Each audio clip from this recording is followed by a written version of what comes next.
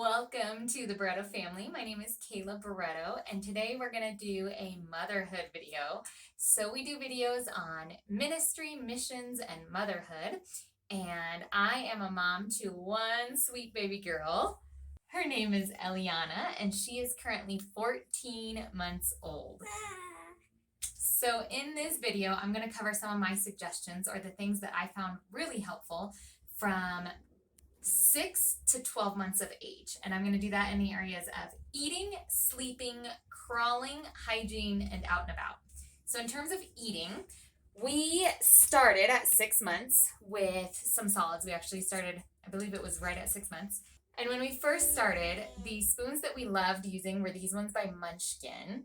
And they are very flexible, and especially this part that goes in their mouth. So it was easy to feed without risking hurting her. Then as she grew up at about 8-9 months, we started using these ones from Nook, and it's got a sturdier handle. It has this little bulb on it so that she could grab on and have control over it.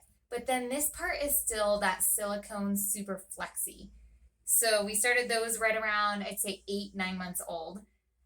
And now the ones that we're using, now that we're at 12 months old, we've got kind of 3 different styles that we use. This one that I don't even know what brand it is. It's just a basic plastic guy. Then we also have these plastic fork and spoon, and these ones actually change color based on cold, hot, and then a neutral color. So those ones are helpful if we're doing something like oatmeal or soup. And then the ones that we find the most useful at this stage, at this age, 12 months, is these guys, and they are by Munchkin as well. And they actually have really big handles. This part right here is like a protector that prevents it from going too far into her mouth. And then it just gives her that stability because it has a really big, wide handle for her to be able to function motor skill wise. So these are the ones that we're currently using the most, but we still at 12 months are using these guys as well, the just basic plastic guys. The ones that are our favorites right now at 12 months old would be these ones. If I were to show you the progression, I would say we went from this guy to now this guy. And then there were those little plastic ones in between, but that's kind of where we're at. Also on the lines of feeding, we find these suction cup plates to be super useful, especially if we're out and about. So we use this one a lot when we go out to like a restaurant or a mall because it sticks to the mall table and we can put her stuff in it and she can eat straight out of this. And it's almost like a little portable high chair type. This guy we use also, especially in the house on her high chair, lets her kind of have some independence. And then especially now that she's starting to use those spoons on her own, it gives her a little bit of a bowl to scoop into so that she's not having it all over her tray. So these are super useful right now. And then the last thing in regards to feeding would be drinking. So we have been kind of weaning a little bit. And our current favorite is this by Nook. I think they call it a trainer sippy cup. And then they have another one that's called like an active cup or something. So I think we might try to bump up to the next one because this one is recommended, I believe, for 8 months plus. And now that she's over a year, we need to look for the next stage. But we tried to do this one as the next stage, and it has a little bit wider, I'll show you guys. It has a little bit wider spout. But the problem is this one was teaching her to bite because she has to almost bite down on it to get the liquid out.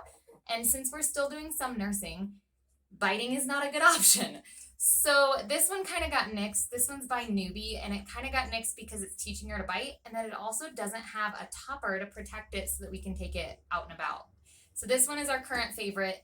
We have used this one since probably about 8 months old, and it has been our favorite ever since. So we love this one. I'm going to see if Nook has the next stage and go from there for her.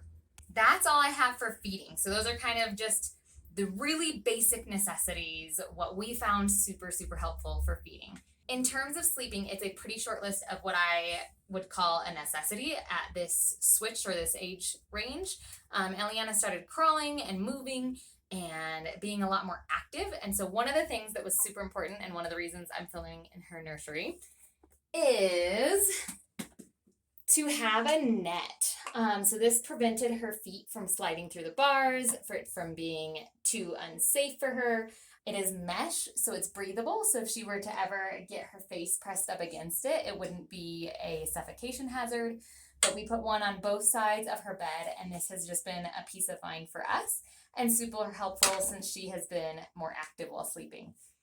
Another thing in terms of sleeping, it's been really good to have just these little covers or mattress pads. They're waterproof, and that way if we ever need to, we can just do a quick change, strip the sheets, strip the mattress pad, put a new mattress pad on, and be all set and ready to go.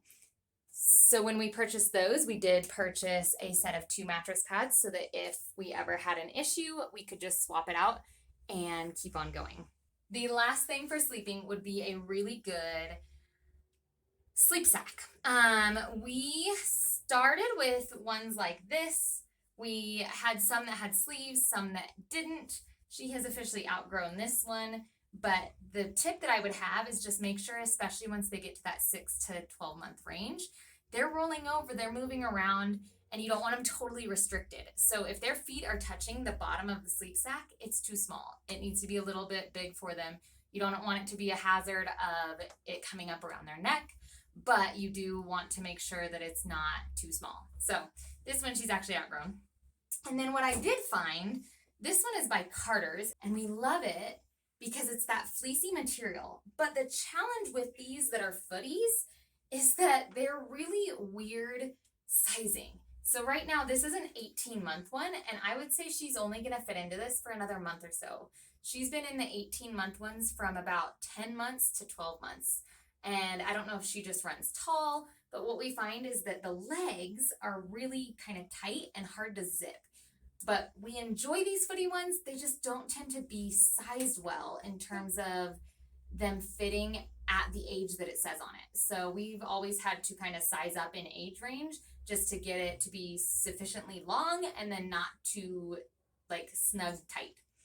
But the ones that we absolutely love are these. I believe they're by HB. I don't even know what that means. But the ones that we absolutely love are these guys. And as you can see, it's nice and big. It gives her lots of room to stretch out in. I will put a link to these ones down below. This one's kind of a quilt material. So it's right between the cotton and the fleece.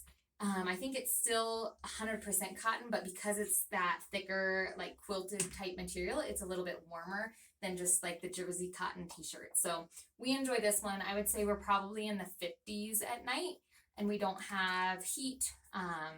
Just the apartments here in Columbia don't have built-in heat, and so this tends to do really well with just a basic onesie on underneath. So that's where we're at with sleeping. Moving on to crawling. I think the basic thing that you need is something that covers their knees.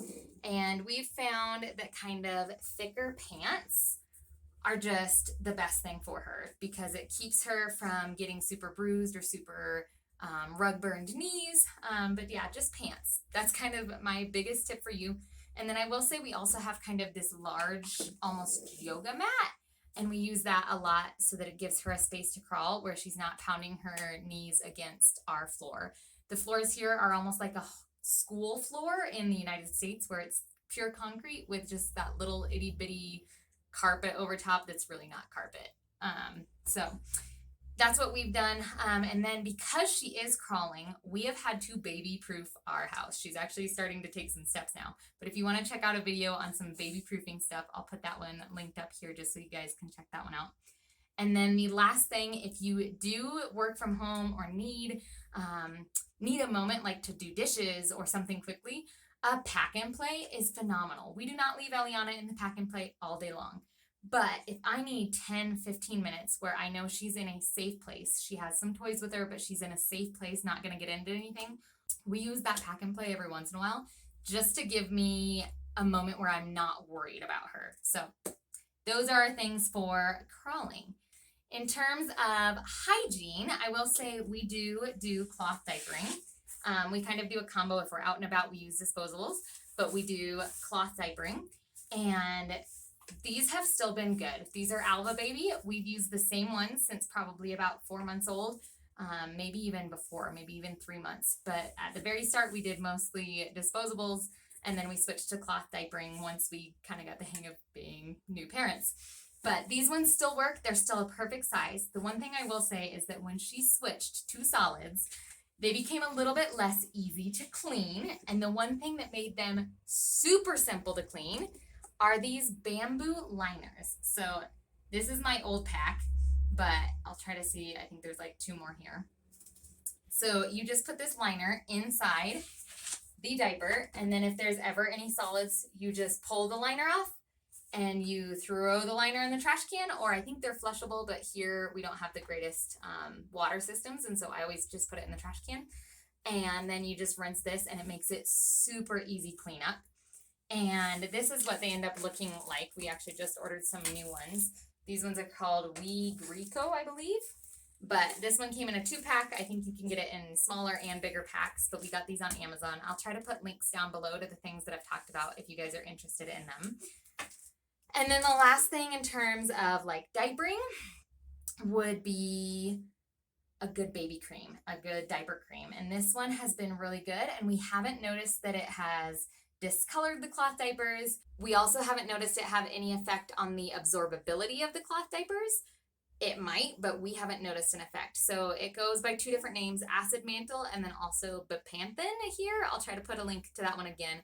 I believe it actually comes from Germany, if I remember right. But this one we can actually buy here at a local drugstore, and it's been working really well for us. And then some other things in terms of hygiene. We love Little Remedies. We don't use the gripe water very much. I will say we have used the Little Remedies Gas Relief and the Little Remedies Pain Reliever, especially with her teething. She currently has 2 more teeth coming in on the bottom. And so these have been really nice. We don't overuse them. I think in the past month we've used the pain relief maybe twice. And then the gas probably once or twice, maybe 3 times in a month. We don't use it very often, but on those nights that it's needed, it's really nice. And I will say we've done both of these. So I actually had both. This is, I think, a Target brand, and this one's the Little Remedies. But what I prefer about Little Remedies over Target, I'm not going to say that either one of these is perfect, but I will say that this one tends to have a few less ingredients that I can't read. They both have fake sugars in it. They're not perfect, but at least it's a start. So I'm not a doctor, but if you're curious about what's best, talk to your pediatrician. And then the last thing in terms of hygiene would be Eliana's toothbrushes. So when we first started brushing her teeth, we used this one. It's a little finger guy, and we use that one to brush her teeth. And then recently we have swapped to this toothbrush, and what I do is I brush them first, and then I give her a turn. And because of the shape, I'm not worried about her like jabbing herself in the throat with it. But we use these guys. This one gets her teeth a little bit cleaner now, but we, at the start, I'll show you this one again, we use this little finger guy. And so now we've switched to kind of a basic toothbrush.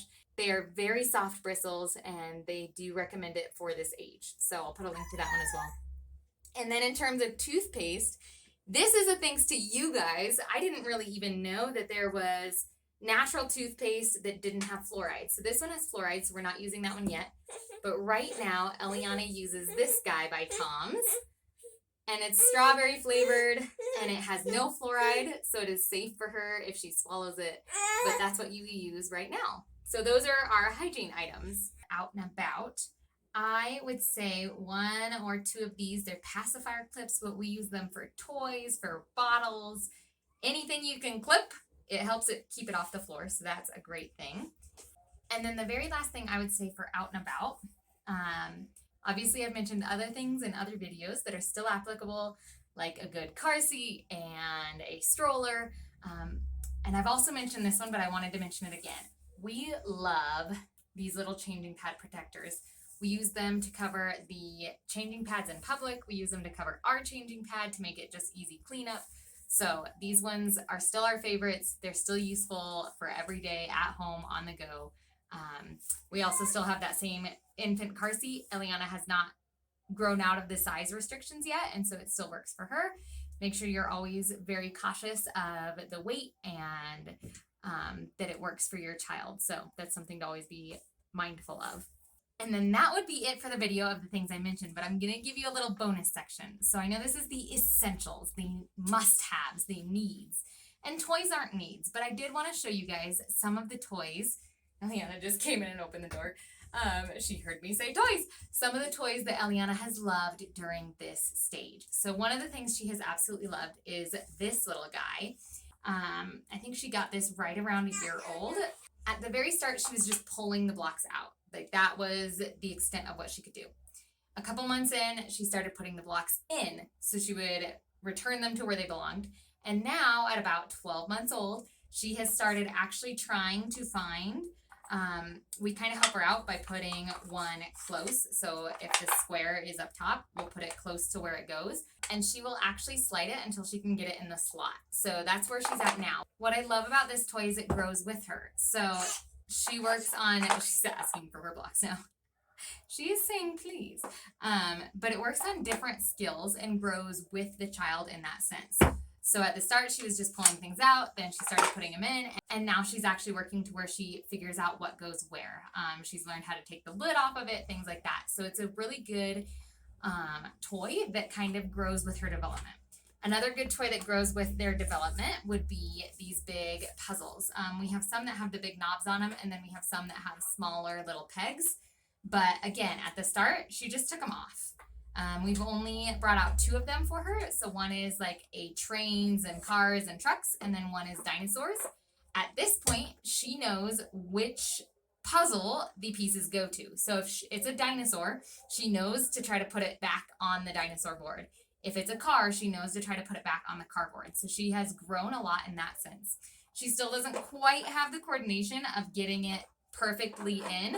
Sometimes it'll kind of sit off kilter, but she gets really excited when it gets in the spot that it goes to. So this one has grown with her as well. And then the last thing I wanted to mention in terms of like toys and fun would be books. And Eliana still loves board books because she can manipulate them herself. She can turn the pages all on her own.